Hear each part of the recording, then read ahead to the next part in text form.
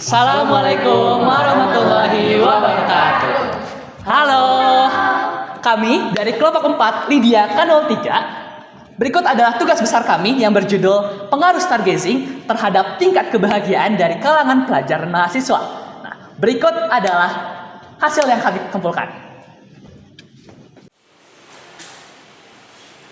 Oke, ini berikut outline-nya.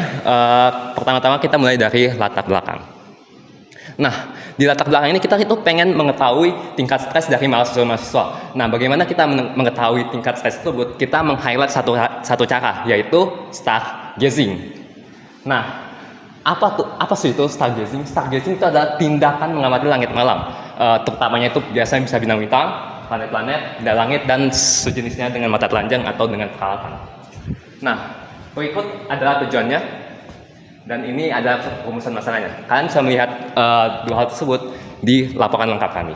Oke, bagaimana kami melakukan penelitian ini?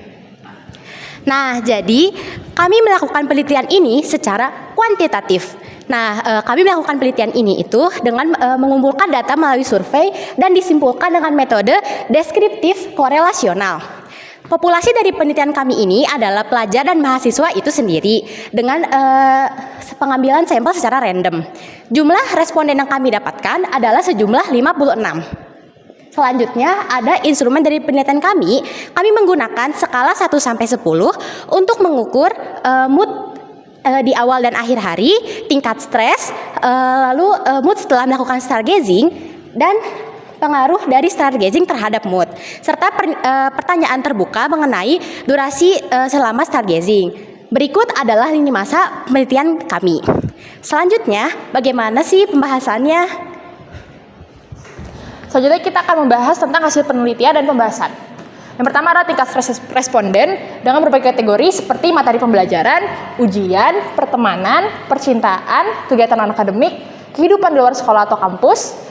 Nah, dari berbagai kategori itu didapatkan bahwa rata-rata tingkat stres pelajar dan mahasiswa sebesar 5,685. Dari angka ini didapat bahwa hasilnya berada di tengah-tengah. Lalu, secara umum pemicu stres yang paling besar bagi kalangan mahasiswa dan pelajar adalah materi pembelajaran sebesar 7,13 dan ujian sebesar 7,87. Lalu, bagaimana dengan tingkat semangat pelajar dan mahasiswa dalam memulai hari? Dan ternyata didapatkan bahwa tingkat mood di awal hari didapatkan itu dengan rata-rata 6,65. Lalu untuk tingkat mood di akhir hari itu didapatkan rata-rata 6,05. Nah, data itu menunjukkan bahwa pelajar dan mahasiswa itu mengalami penurunan mood setelah menjalani hari.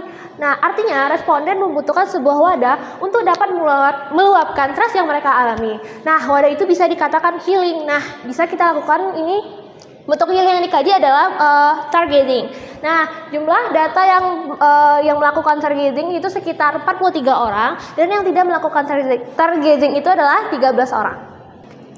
Lalu, bagaimana faktor-faktor yang mempengaruhi tingkat mood selama stargazing?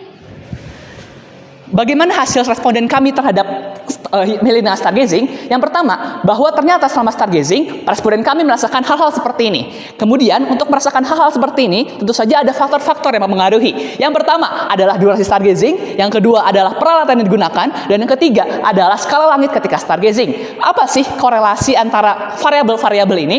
Yang pertama, bahwa semakin panjang durasi stargazing, ternyata semakin tinggi juga mood yang didapatkan. Meski begitu, karena durasi stargazingnya rata-rata berkumpul di sebelah kiri dari durasi stargazing, maka bisa dikatakan kami ambil mediannya sekitar 10 menit saja untuk melakukan stargazing sudah mendapatkan hasil tingkat mood sebesar 8. Kemudian antara jumlah peralatan dengan tingkat mood, dikatakan bahwa semakin besar peralatan atau semakin banyak jumlah peralatan, maka tingkat mood akan semakin meningkat. Meski begitu, hanya dengan satu peralatan saja, hanya dengan mata telanjang saja, sudah dapat mendapatkan tingkat mood sebesar hampir 8. Dan yang terakhir, semakin tinggi dari kualitas langitnya yang kami definisikan sebagai skala Bortle, di mana semakin kecil skala Bortle, maka akan semakin baik kualitas langitnya.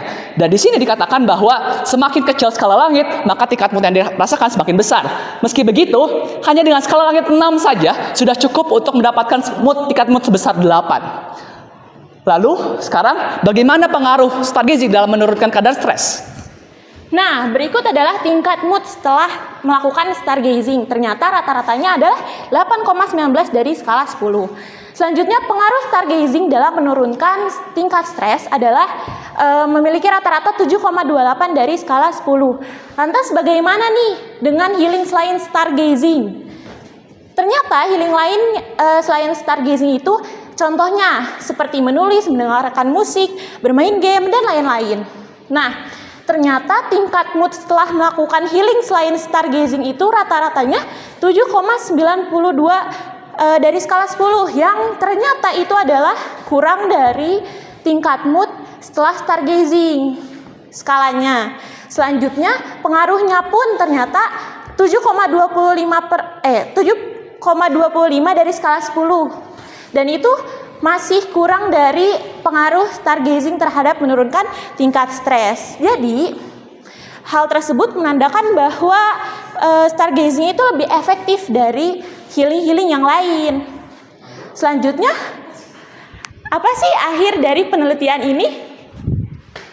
Dari tujuan dan rumusan masalah yang telah kami kemukakan, kami mendapatkan 7 kesimpulan, yang mana garis besarnya adalah stargazing merupakan cara yang lebih efektif daripada cara-cara lainnya untuk healing, untuk menurunkan kadar stres dengan skor 7,25 dari skala 10, yang mana ini tuh dapat dikatakan salah satu yang paling efektif untuk menurunkan kadar stres.